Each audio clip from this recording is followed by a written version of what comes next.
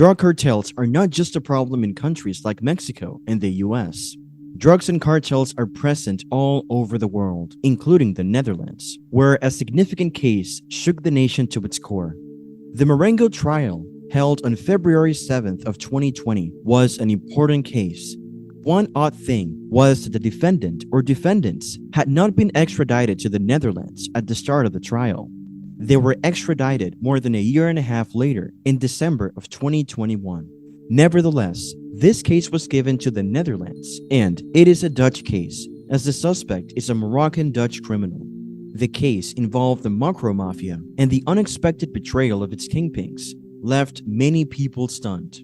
The Mocro Mafia is an organized crime group in the Netherlands with members who have Moroccan ancestry. One of the central figures in this group was Ridwan Tahi, who enjoyed playing chess and had ties to Chefchaouen, a Moroccan city from the 15th century. Tahi was making a fortune by smuggling hash into the coffee shops of Amsterdam and Utrecht while residing between Dubai and Morocco. He expanded his delivery by shipping a fleet of powerful speedboats to Morocco and employing fishermen to receive cocaine shipments. Around 2008, major South American cartels decided to relocate their trafficking activities from the US to Europe, using northwestern Africa as a launching pad. Tahi saw an opportunity and developed into a rising star in the world of the cocaine trade during the ensuing few years. He is now believed to be worth more than $1 billion and to have influenced up to 1/3 of all cocaine trafficking in Europe. Nabil, a Moroccan Dutch criminal, claimed that he met Tahi in a nearby shisha club one evening in 2006. Nabil served as a lookout for Tahi's organization for the ensuing 10 years, setting up getaway vehicles and gathering details about rival gang members to be given to the heads or professional assassins. Because of his association with Tahi's right-hand man, Saeed Rzouki, Nabil had some knowledge of what was going on at the top of the organization. The media dubbed the group the Mocro Mafia because some of its members had Moroccan ancestry.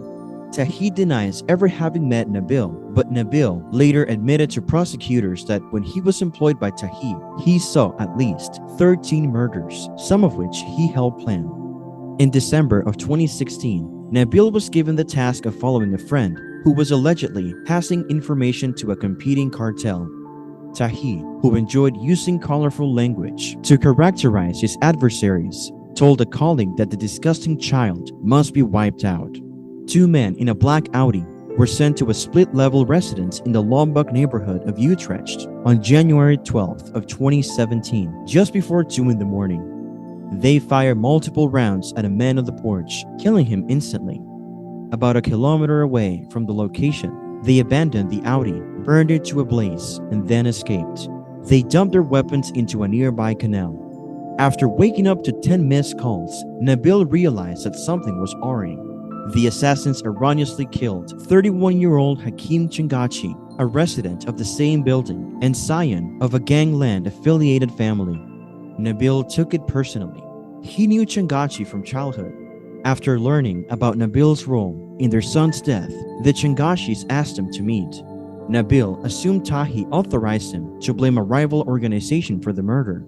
As he subsequently told authorities, Nabil did this while struggling with guilt. He said he couldn't lie while his family suffered. Chingachi attended his wedding. He realized that the issue would persist. He assumed the family knew the truth and did not trust Tahi to defend him if they did. Nabil knew that he would be killed. Nabil had to tell Chingachi's family that Tahi ordered the murder. On January 14th of 2017, hours later, he offered to testify in a central Amsterdam police station.